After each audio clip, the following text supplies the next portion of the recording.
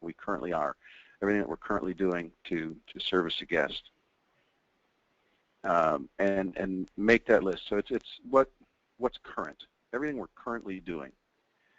And then in the upper right-hand corner, if we were to have kind of a green light thinking session where we listed everything that we could be doing, or everything that, you know, what our intention is, what our dreams are. So we're having this, everything that we could be. And the distance in between those 2 points, in between point A and point B, are the room that exists for our competition to come in and take our customer. And I have technical back in here with me. How we doing? Is it on your screen yet? There's the audience view, and yes, it is. It's there. Fabulous. So hopefully great. Thanks, Brian. Hopefully I did a great job of explaining point A and point B. The key is with this that it's the distance between what we're currently doing and what we're capable of doing.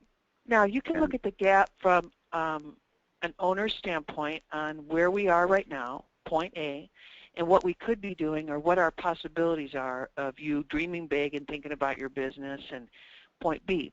However, you as a leader can also have a gap with your people, what you're currently doing as a leader for your staff and coach and developing their skills, and what we could be if we were full in developing them and being committed to their development on a daily basis. If you are not working on making them better, you're creating a gap between where they are and what they could be. And as a result, they might think that they'd be in better hands somewhere else. And that creates a gap for you as well, which is very dangerous. So what we need to do is say, okay, what are we doing? How are we going to make time to develop our people? Now, here's the $1 million question. How do you find time when you're 50% of the income of the business behind the chair and you're carrying the business? So let's talk about that for a moment. It's a very difficult position to be in. You're darned if you do and you're darned if you don't. But if you do not start to develop your people, you're going to continue to become more of a percentage of your business. Steve, why don't you touch on that as well from your seat? So much of the time, what we see, or a question that I always asked owners when I would visit with them or consult them personally was, what would your salon look like, and what kind of volume would it have, and what kind of margins or profit, what kind of take-home dollar per guest would you have if you personally serviced every guest? Or what would you have if you weren't behind the chair? Right? Exactly. And of course those are true dramatic. That's either extreme, because a lot of the times what's so difficult for owners to do is realize there is a gap, there is a distance in between the service level that they themselves provide and the service level that their staff provides.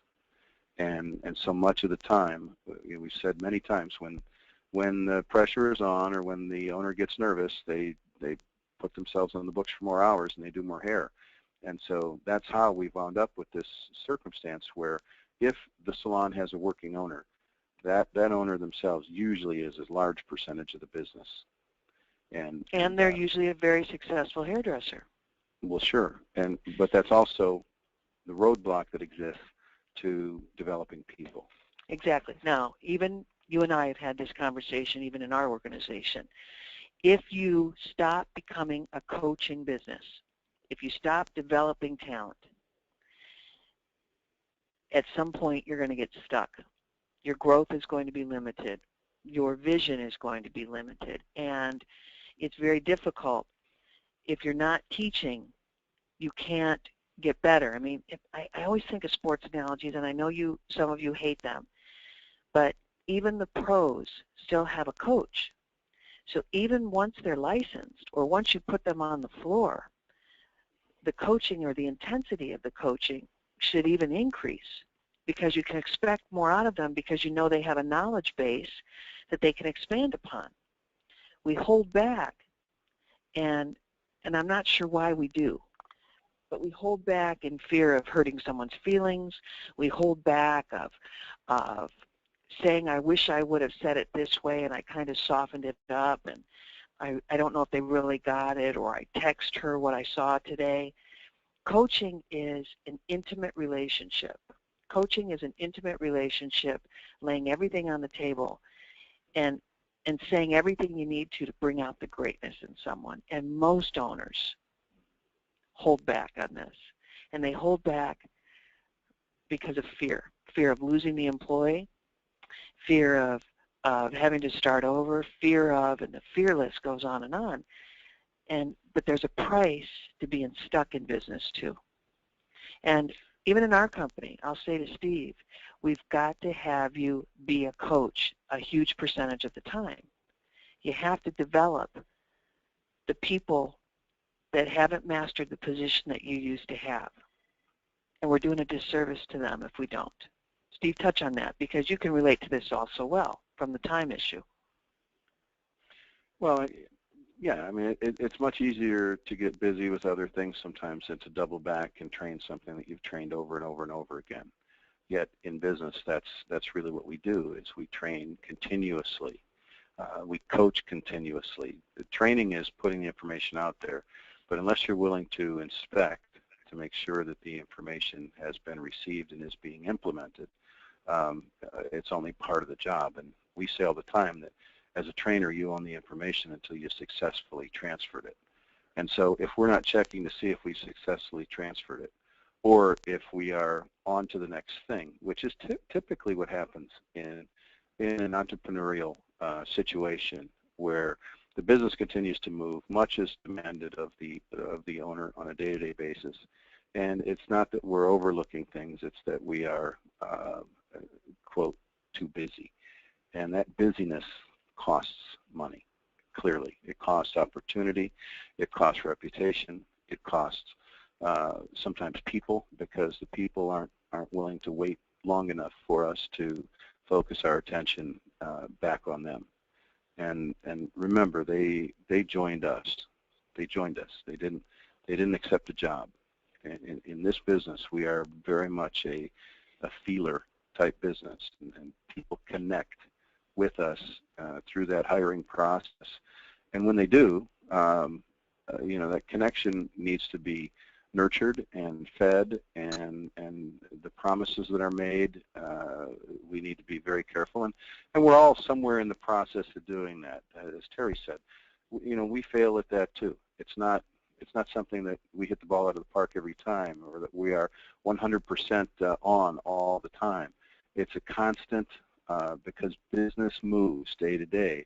This is something that's constantly moving. We're constantly on this scale of you know, 10, 20, 30, 40% of effectiveness, and you know, shooting for that, you know, that 90 or 100% of effectiveness is really where we need to be. And we think, oh, okay, I can just get to that, but the reality is it costs us sometimes our goals. It costs us our process, and usually until it costing us that process, we don't double back. Well, and I think, and go back and get them, right? Go back and get them. Go back and get those people that are looking at us and saying, is this all there is? No, that's not all there is, but you need to make these changes to create a bigger, better version of yourself. We don't want to just dream about this. We want to create it.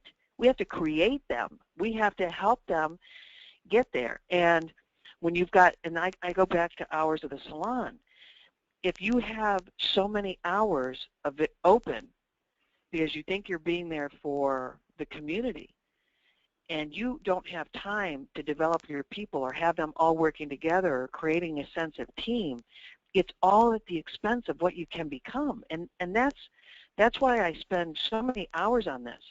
I can't imagine PSC connecting if we were all here at different times. And I can't imagine Steve trying to talk about developing our business with our field consultants all being here at separate shifts. They don't know what they missed. They don't know what they missed. Oh, you didn't tell me. Oh, I didn't know that. And you hear those kind of things in salons, and then you're frustrated. But we create the frustration because they're not all there together. So let's go to the next slide, and this is one you've heard before, but it holds true. To develop the greatness, remember, our job is to manage the talent. It's the employee's job to manage the effort. And what are we willing to risk to bring out the greatness in everyone? We might have to change our hours. We might have to go back and put someone in training. We might have to say, we have to start over with this person.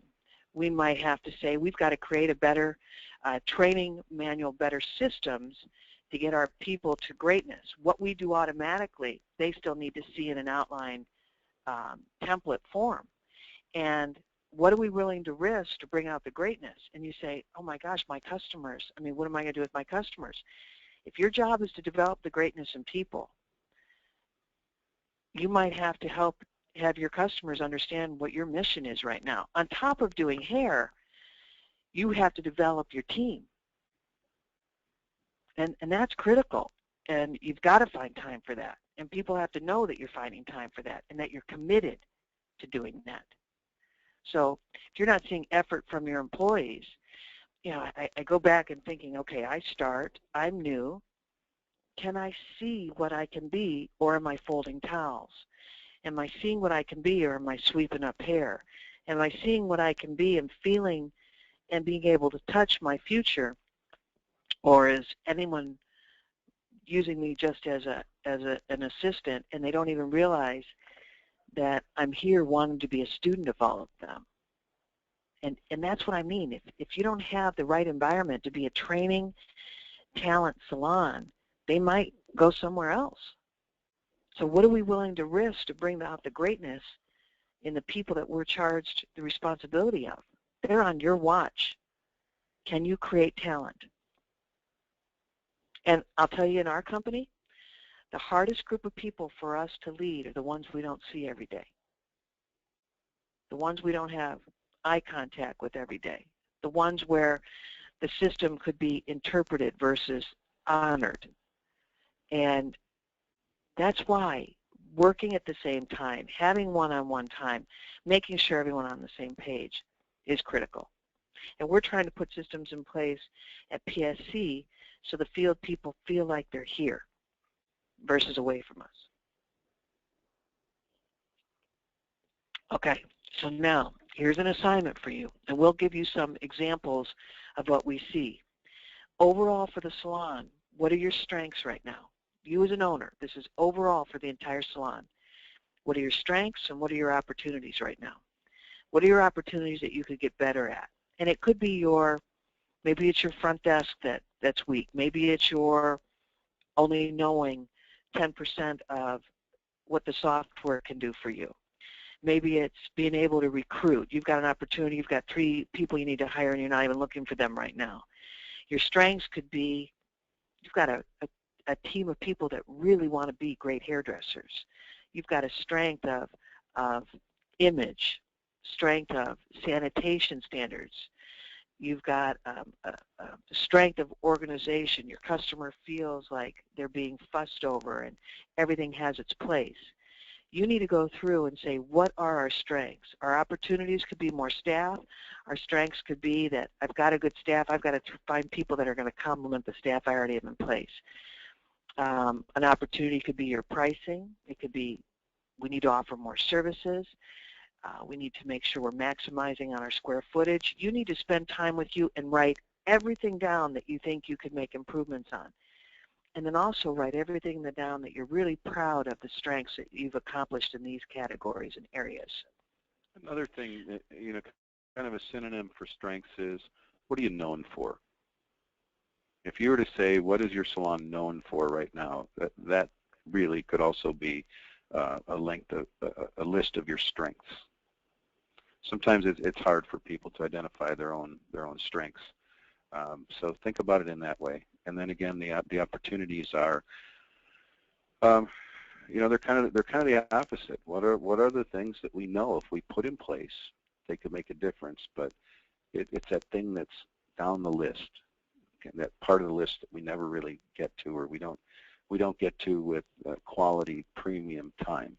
I think that Terry uses a phrase all the time, activity versus productivity.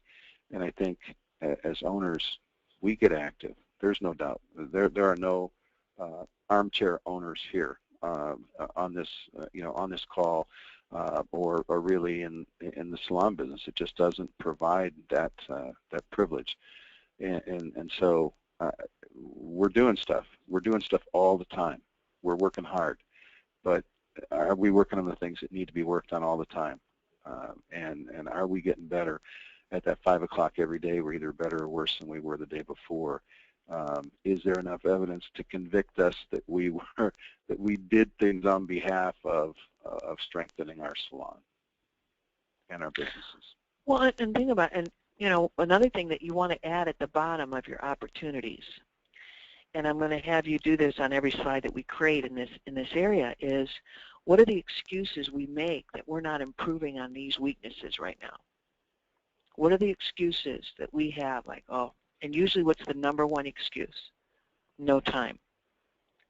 Mm-hmm. And so we have to figure out, where's it going to come from? How am I going to do that? Who else? If it's not me, I have to do everything. There's only one of me. Then you've got to develop other people. I mean, I'll never forget when I was at Pillsbury and I was being considered for a position before I was promoted. And they flew in and I was meeting with someone and this guy by the name of Wes said to me, okay, if we were to offer you the position, who's ready to take your place? And I said, well, no one. He goes, then I can't take you. I can't take you and then lose everything we've developed here. That would be silly. And he said, maybe I'll come back in 6 months or 3 months. I can't remember what it was, and we'll have this conversation again. But your job, if you really want to move up, is you've got to replace yourself.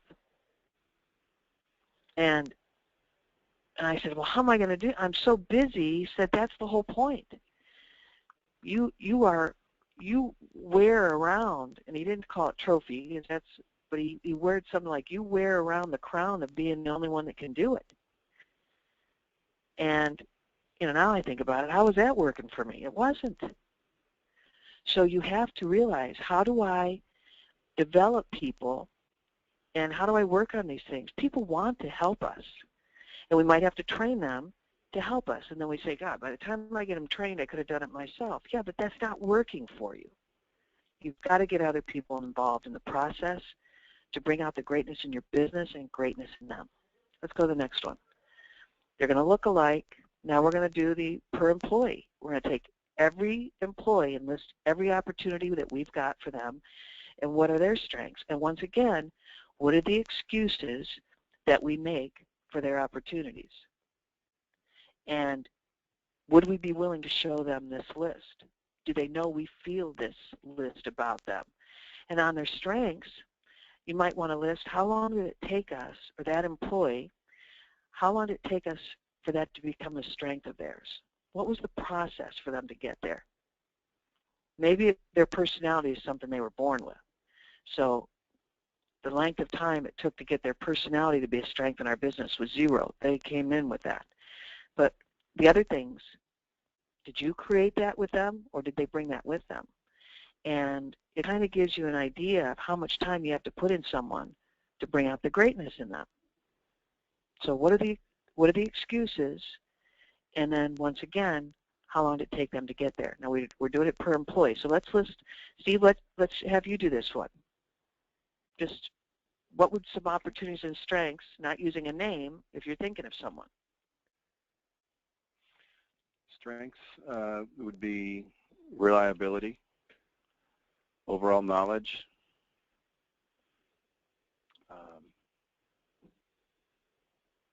and how long did that knowledge take them to get there? Years. Okay. Probably 5 years. Good. Leadership capabilities. It's also an opportunity? On both sides. Well, you know, a lot of these things are, I would put on both sides. Because Isn't that interesting? Yeah, it is ongoing, but they have to know that they're working and it's getting stronger all the time.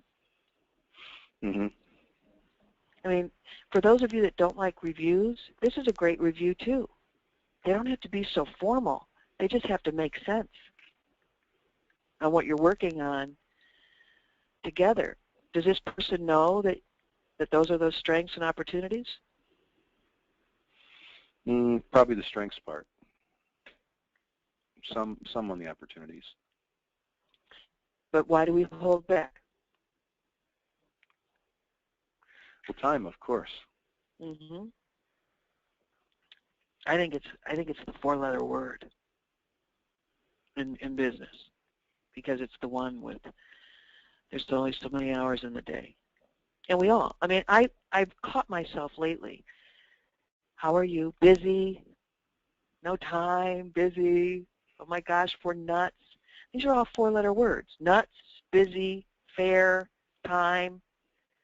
And I got to stop those four-letter words and make them bigger, greater words than that. Okay, next one. Okay.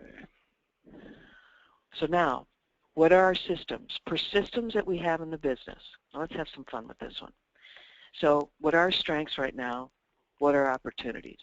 And the systems is, you know, how we service a guest, how we schedule an appointment, how we take their method of payment, the system of our shampoo. That's a system. It's also a service, but it's a system. It's how we schedule our hours, how we schedule our staff. That's a system. Our training system. How is that? So all these things that you're looking at, it's what you do. It's a system in place. And even if you don't like it, it's a system where you store things, your inventory control, where do you mix color at. All these are systems. When you hire someone, these are the systems of your business. So when you're looking at what are my opportunities here, and you just take yourself out to lunch and list all of them. What's our strength?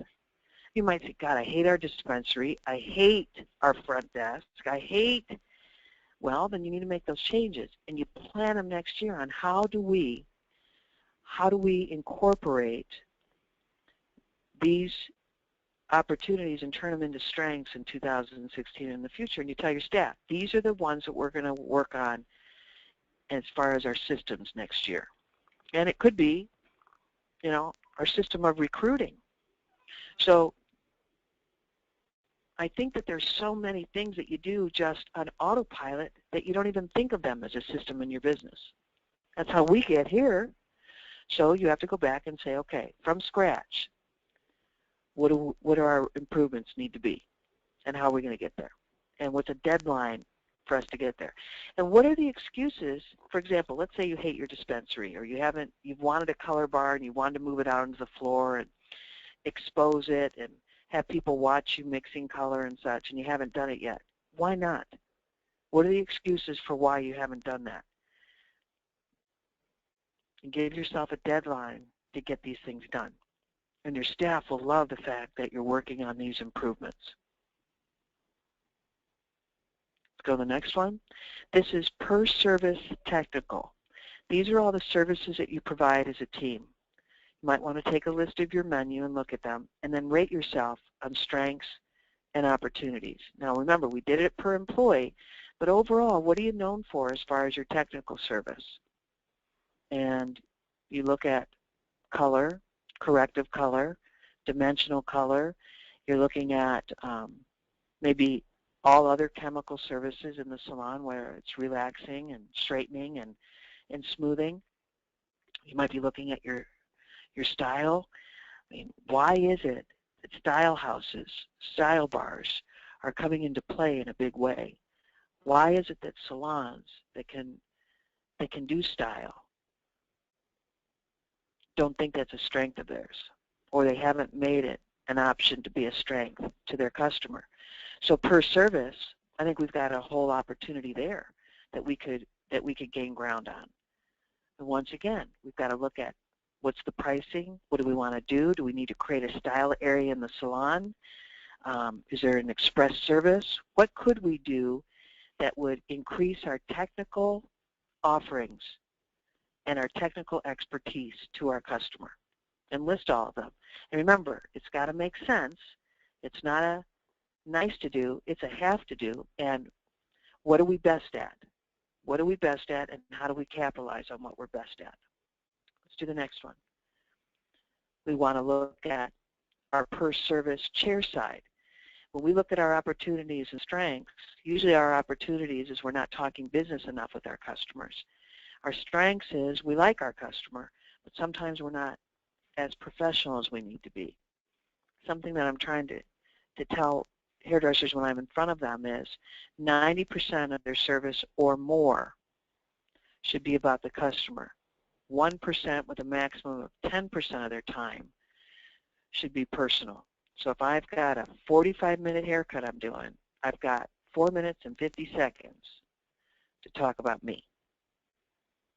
Or I've got 45 seconds at a maximum. And you start helping them understand that. I think that will be beneficial to them. But what are our other opportunities?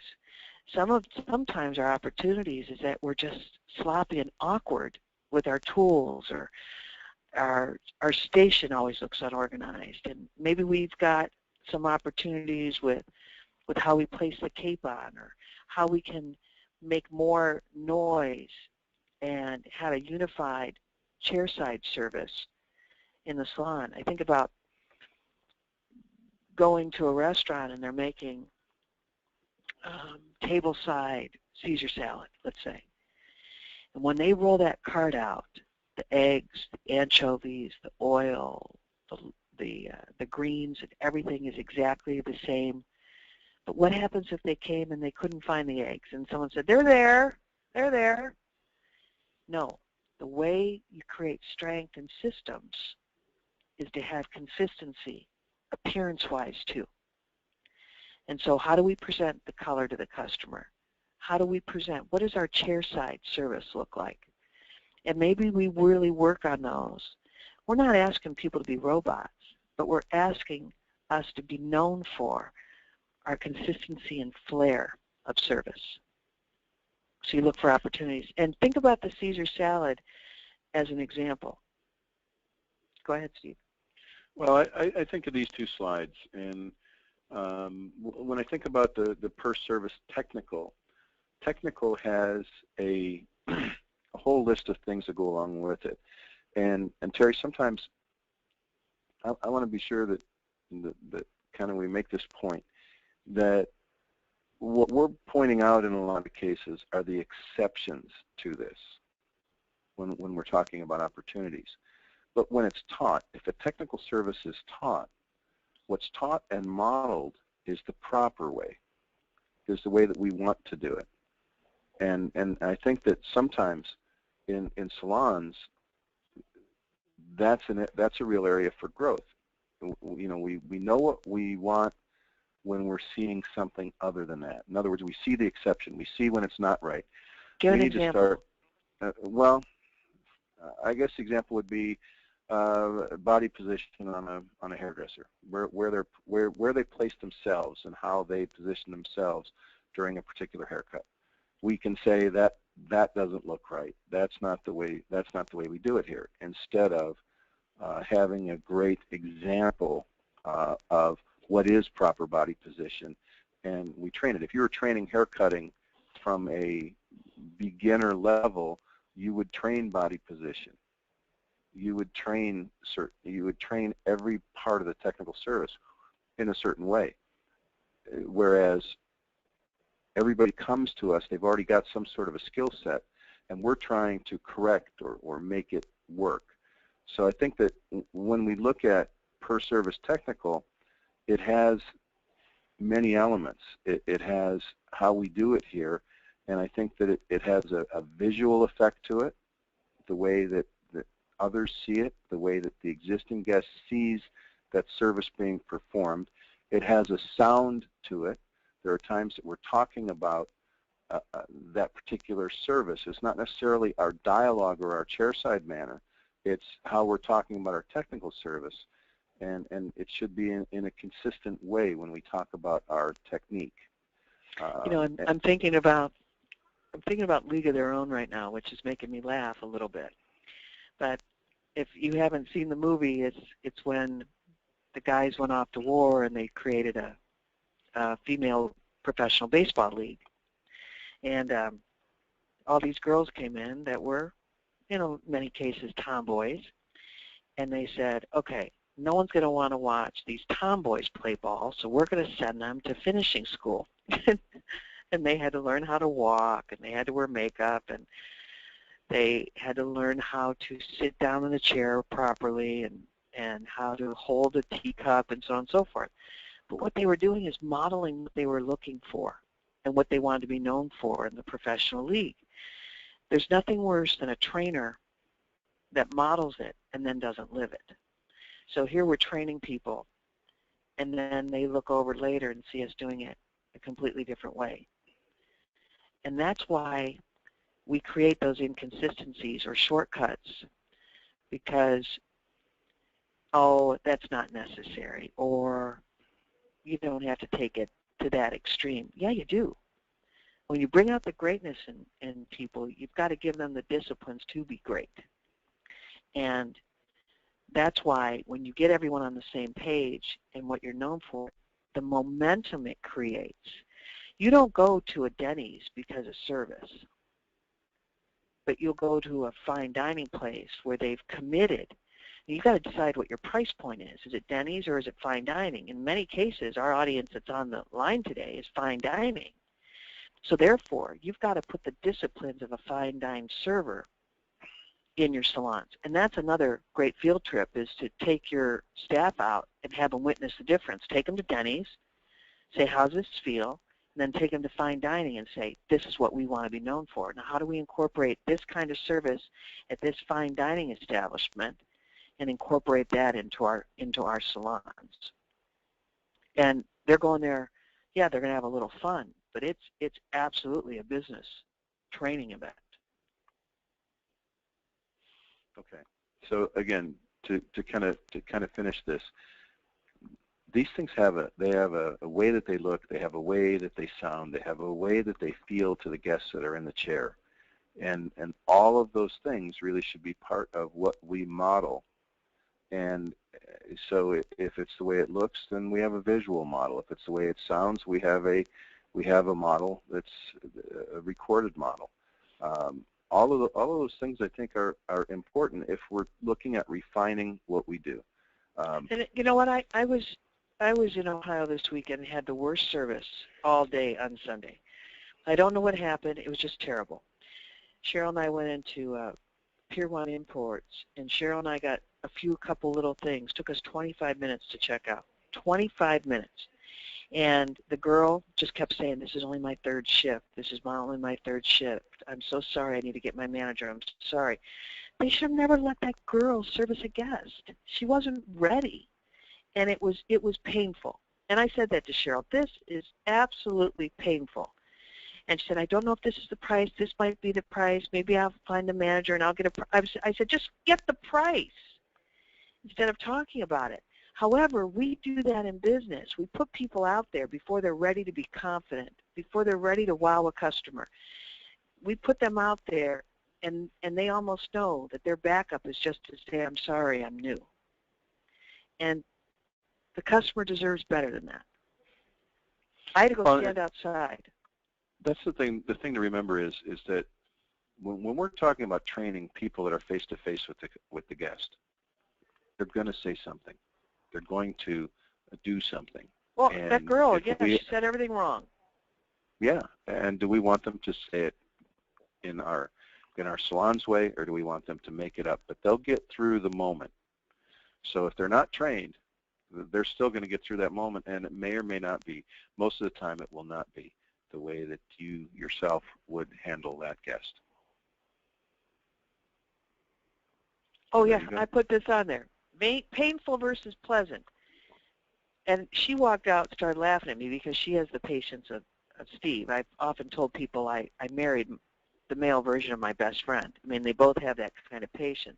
I had to go stand outside and breathe because it was that painful. Painful to put a code in. It was, she must have pressed 500 buttons to ring up a salt and pepper shaker. And finally I just thought, too hard. I don't want it that bad. And the lady behind us left. She put her stuff down and said, good day, I'm done. And it was horrible, and the place was hopping. And the manager was okay looking sloppy. Are we okay looking sloppy because we want to use the excuse we're doing the best we can right now? No, you're not. That wasn't the best. They would have been better off having one register open and the manager flying by and the other girl bagging than doing what they did. And what they should have done is, because think about it, this is what creates bad reputations. Now let's think about, is physical therapy necessary right now? What do they say after you break a leg and you get the cast off? They said, now listen, you've got to go back to physical therapy. You have to go back to rehab. Some of you, just like at PSC, we've got to do some rehab here. And maybe it's 3 nights a week, and then it'll be 2 nights a week, and then it'll be 1 night a week. But we've got to create some rehab. And rehab is put our muscle memory back in place so we do it the right way. Because there's nothing worse than after you break a leg is learning how to walk the wrong way and trying to change that. So physical therapy is huge. Remember, we're not trying to dream about this business. We're trying to create the business. And if they have to come in different hours and stuff, that's why I like when you've got a schedule that's good for the community, and it's also good for you to be able to find time to develop your people, where they can go through rehab with you and everyone still have a life. And when you have hours that can do that, that's what makes all the difference in the world. You want to talk about rehab at all? I thought you'd like that. Well, I can tell you from having my knees done, the interesting thing is my first knee, I only had rehab. I had surgery and then rehab. I was rehabbing my first knee when they transitioned to prehabbing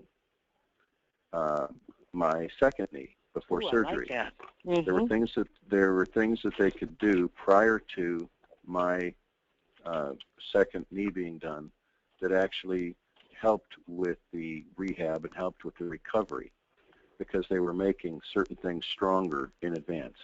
How about that? Muscles that I wasn't using because I was compensating from a pain standpoint, they were able to isolate in prehab and start to work and build up and make stronger. And certainly it paid off. I mean, there's no doubt about it. I know the difference between the two processes and how rehab went. Both went well, but the one that had the benefit of prehab was really, really good. All right, so bring that to business. How do you equate that to business? Love that. Well, I think prehab can be training on the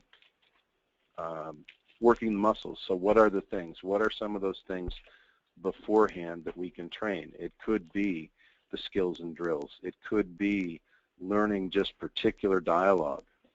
And then whereas rehab is let's work on the correction. Let's work on the extension of those skills. Let's work on the repetition. So prehab might be learning it. Rehab might be now we're expecting you to use it on eight guests per day. If that makes any sense. One is it does to me. I love it. So I didn't even know that they did that for your knees. You never shared that with me, that they were preparing the knee for surgery. So we're preparing them to be successful behind the chair. This is what you're learning while you're assisting. And sometimes we don't spend enough time with them to say, what are you learning while you're going through this? You're going to use this here. This is why we're doing it. It's almost prehab, right? Mm-hmm. Yep, I like it. I like it a lot. I don't have any comments from any of you, but I'm hoping you guys will write some things about what you're thinking about as you're moving forward. All right. So now let's talk about, and so the question I put on here, how much physical therapy is necessary to rebuild? How much? And what do people usually say when they have to go to physical therapy? What's usually the comment? Even though they want to be stronger, they don't want to go through surgery again, what is usually the comment that people have about physical therapy? How long is it going to last? How long is it going to last? I can't wait till it's over. I can't stand going every day. Well, what's the alternative? To have surgery again? And see, I don't want to go to training. Okay, well then you're not going to be a $100,000 a year hairdresser. And how much longer is it going to last, right? Terry, here's the weird thing. You know, when I think about it, and I didn't think about it at the time, but when I was going through the rehab of my knees, you know that there was icing that was done at home, right? Yeah. Mm-hmm. But when I would go to rehab, the process that you would go through is basically they would work out the knee for, let's say, close to an hour, and the last 10 minutes or so, they had the most amazing ice that they put on the knee. They wrapped it in a certain way. It was the most unbelievable ice. It felt fabulous. I still think about that ice to this day. And I drive by it to pick up our daughter at her dance studio, and I think about, let me leave a few minutes early and see if I can run in and get some ice. But the fact of the matter is that how can we do that? Do we need to think about what's the ice that we can do for our staff as they're going through this rehab?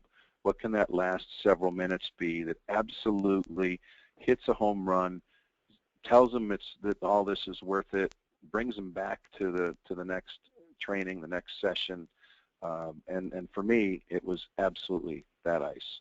Well, but you know what? Here's the other thing. People always think physical therapy is after, but what I found interesting is while you were talking to the trainers, how many people were they seeing that they were preparing for futures? Oh, a lot. We're talking about athletes. Can you talk about that a little bit? Oh, you mean the athletes that were rehabbing? Yes. Mm-hmm. But they weren't rehabbing from an injury. No, you know what, honey, they were. Everybody that I was working with was rehabbing. But I thought that they were also working towards therapy to prepare them for the future. And they were trying to make stronger so that they weren't in that situation again. It was a lot of shoulders. It was a lot. But I understand. Look what you just said. They're trying to make stronger so you're not in that situation again. So once again, we have to give them tools, dialogue, technique, social skills so they're not in that situation again. Our rehab is, sometimes I've had people say, I went to rehab and I didn't even think I was doing anything. I didn't even realize because I couldn't feel anything, because it's not like lifting weights.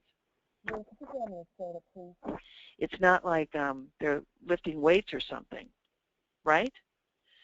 Sometimes when you go to rehab, you don't even know that it's making a difference, but it is. And sometimes they might think they're going to training with you and thinking, I didn't even learn anything today. Yes, you did. Yeah, you did. Yep. Good. All right, go. Okay, What's the next one? All right, so why is the big staff, it's supposed to say stuff? Cute. Oh, wow. Okay. Brian couldn't read my writing, so it's probably going to say the little, so is it staff too again? Go back. Hang on, I got to go back. Okay, the big stuff, not staff. I was wondering why that's staff.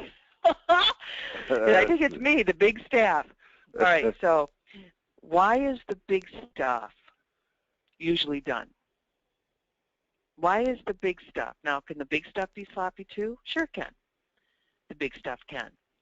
And can we get egos involved that we create almost a big staff? We almost create monsters in our business, and they also could make some improvements. You know the improvements people need to make. I had a staff member with me, and while we were communicating, I was helping them understand that not like this, like this. That's not how you enter a salon. You enter a salon with a professional introduction. Well, I was trying to be, just laid back and trying to just go in, and no, that's not how we do it. It doesn't matter if you were trying to go in and just, hey, I'm the new kid on the block. We came in to say, hi, I'm Terry Cowan from PSC. It's a pleasure to meet you, and I'd like nothing more to meet your staff as well. Don't ever think that you've got a better version of our way. I'm willing to hear it. We all are willing to hear if you've got a better version, but don't do one on your own. And even the big stuff sometimes, people will try to change. How many times have Salon said, well, we used to do that and we just got away from that, or we used to do that and then no, it wasn't really that important anymore. We used to have a dress code. We used to have specific dialogue, we said during the consultation. We used to have to walk our guest up and reschedule the next appointment. We just don't do that anymore. Why do we give permission for our system and what we do to be altered? And that's difficult. And as a leader sometimes I'll say, well, when did that happen? I didn't sign off on that. Did Steve sign off on that? I mean, who played with our vision? And remember, don't just dream, create. Let's do the little stuff. Let's talk about all the little stuff that's important. And I think we did a 5-minute, one of those moments that matter, a 5-minute or 2-minute video about creating self-service areas so the guests can come in and help themselves to a cup of coffee or get a individually packaged snack or something. But we service one table versus trying to serve everyone. Because if they self-serve themselves, we know that we're there for them. Sometimes we get so busy, we don't offer a beverage. Not that we didn't want to. Our focus was being directed somewhere else. So you think about the little stuff that they might not think it's important because it's not a haircut, but it's probably sometimes going to make the difference between you and your competition. The little stuff on what we do, how we do it, how we think, how we decorate, how we merchandise, the scent that we have for the business, our last impression, how we greet and say hello, those are all the little stuff. If we go back to the big stuff, Steve, if we go back to the big stuff, the big stuff is the haircuts, the type of haircuts that we do, the technical service, the color that's usually the big stuff is all based around the technical haircut. I was with an owner this last week and I said, well, how many haircuts do you teach? How many haircuts do you do? And she says, I don't know. I said, well, all right, what are the because I'm not a hairdresser, what are the 4 or 3 different haircuts that everything comes off of? And how are you teaching that? The big stuff is usually the technical side. The little stuff is usually the service side. And how we present ourselves and guide our guests through the salon experience. And usually what gets negotiated off first is the little stuff. And usually that's what separates us, because usually everyone does the big stuff. Steve, talk about that, because you usually explain that very, very well. Especially a technical industry almost demands that the big stuff be in place. Certainly there's room for training, there's room for making it unique, making it your own. Well, you know that this is a school too, don't you? Oh yeah. Yeah, I mean, it's business today, and I think business always comes down to the little stuff. Whoever wrote the book, Don't Sweat the Little Stuff, and it's all little stuff. I mean, I'm sure they had a point, but in a lot of ways it doesn't play with us because excuse me, because the fact is it really is, it's all the little stuff that matters at the end of the day. It's going out of your way. It's making sure that we have determined how stations are to be set up to meet and greet a guest. It's determined how we answer the phone. It's determined how we meet and check in a guest. It's determined how the ticket traveler moves throughout the business with the guest. It's determined how we have our image profile or consultation. That's all predetermined stuff that sets us apart from another salon or another service provider. It's the way the guest feels. That takes work. That takes thought process. That takes a whole bunch of little things, little stuff being in place. Is the wash house prepared for a guest every single time, not just beginning of the day, but throughout the day and end of the day. How does it look as the day goes on? How does our dispense or our color bar, how does that look as the day goes on? If we have separate color areas, if we have separate styling or blow dry areas, how does that look? How does the product look on our stations and in our product walls or carts that we may have throughout the business? All of those things are little, and they're easy to overlook, but remember, we talk all the time about the guest being in a captive audience, right? And the reality is that they're captive, they're there, and there's lots of mirrors, and they're seeing every part of our business from that angle and from that height. And so how the business looks, it's a little thing, it's an often missed thing, and it turns out to be the big thing.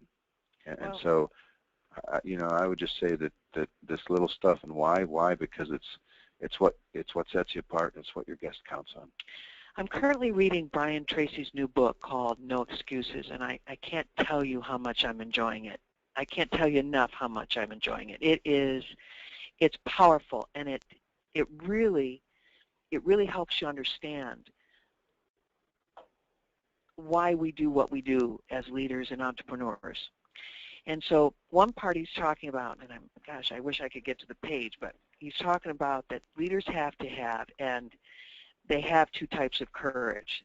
The courage to begin, to launch, to take action, to start their business. And how exciting is that? I mean, that's courage in itself, that your staff just thinks you have automatically, but you know what you had to do deep down inside to start it. I remember hearing Steve's story when he started PSC in 1983, the courage and the belief that he had to have in himself and his dream to take action. The second type of courage you have to have is you have to have the courage that's, I think he called it courageous patience. And I'm probably saying it wrong, but courageous patience. And I believe when I was reading it, it made so much sense to me, because you've got to have staying power, because sometimes the things that you're working on don't happen fast enough. Maybe even people will start to tell you that you need to lose heart on that idea and pull back to safety. But what you need to do is to have the staying power that what you're doing is working. You might have a staff that's what do they call it, pulling back on you, or trying to create some resistance to you for you to change your ideas. And you've got to have staying power as a leader on knowing exactly what you want this business to do. Don't let anyone convince you that it's not the right thing to do, especially you as a successful hairdresser. You know the way they should be doing it. And when they start to push back a little bit, you have to realize that your leadership has to create the staying power necessary to make it and to drive it. And that's huge. So the courage to launch, you've done that. Now you have to have the courageous patience to stay in there and fight the good fight to protect this dream of what you can become. And then you've got to create the greatness in other people so you can create and duplicate yourself over and over again. The next slide, Steve, please. Mm-hmm. Once again, this is that line, what am I willing to risk? And there should be a line there. What am I willing to risk with a line to bring out the greatness? Am I willing to risk an uncomfortable moment for me? Am I willing to risk an uncomfortable moment for them? Am I willing to risk an uncomfortable moment for my team to bring out the greatness in us? Even when I hear locker room talks of the pros, what I realize is they're teaching the basics over and over again. It's nothing they haven't heard before. It's just something they need to hear again. And they probably are getting the same locker room talk that they got in high school, in college, and now in the pros. But when it's good, it's worth hearing again. Don't ever think that you've said it before and they don't need to hear it again. So risk Risk could be I'm risking the fact that I'm asking them to hear it for the 100th time to bring out the greatness in them. Yes, absolutely. And no excuses. I mean, I think about, and that's why I put what are the excuses, because many people have an excuse for why are you keeping her on staff? Why haven't you hired anyone? Why haven't you changed your hours? Why haven't you had a price increase? And you could ask 100 questions to any entrepreneur, and they'll give you the reason. They've got the excuses. The thing that we want you to work towards, and what we're working on really hard, is no excuses. No excuses. The power of self-discipline to bring out the greatness in our staff, and no excuses necessary. An excuse could be, I got lost in my customers. And how can you fault me for that? I know, but it's still an excuse. What else do you have, Steve? Any questions for us?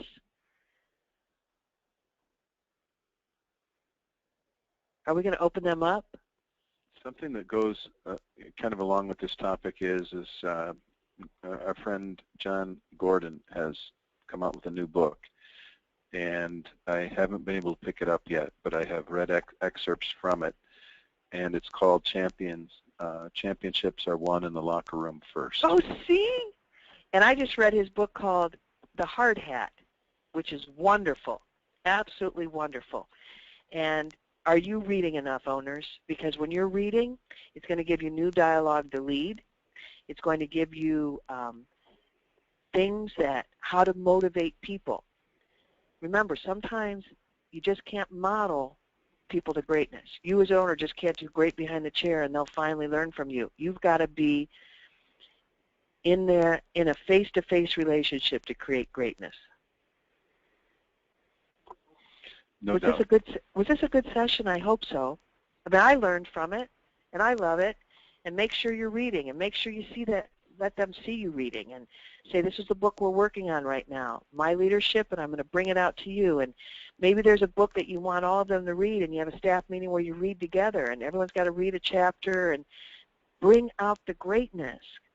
What do we have to change? What do we have to do differently?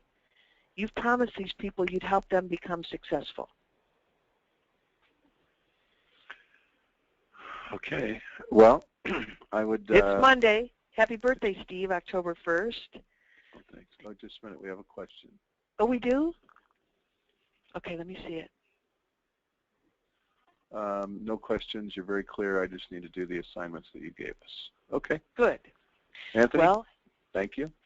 Have a great, great week, everyone, and go make some noise out there and risk what you need to do to bring out the greatness in what you can become. Remember, don't just dream.